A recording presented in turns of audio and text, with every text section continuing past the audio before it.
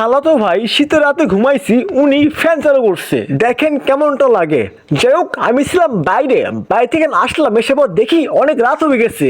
তখন কি করব, রাত করে আমি লোশন ভ্যাজলিন যা যা আছে সবকিছু লাগিয়ে শুয়ে পড়বো। আর এইদিকে শালার পো খালাতো ভাই লুকিয়ে আছে যে আজকে আমাকে সে ডিস্টার্ব করবে। আর এইদিকে আমি তাকে তো দেখি নাই, দেখলে হয়তো কিছু করতাম, বাট সবকিছু লাগিয়ে মাগিয়ে একদমই খাটের উপরে দিছে একটা ঝাপ। সে অনেক সুযোগে আছে যে আমি কখন ঘুমাবো। যাই হোক, আমি খাটের উপর পড়ছি, এখন যে পরিমাণ শীত ভাই, শীতে আমার হাত পা কাঁপতাছে।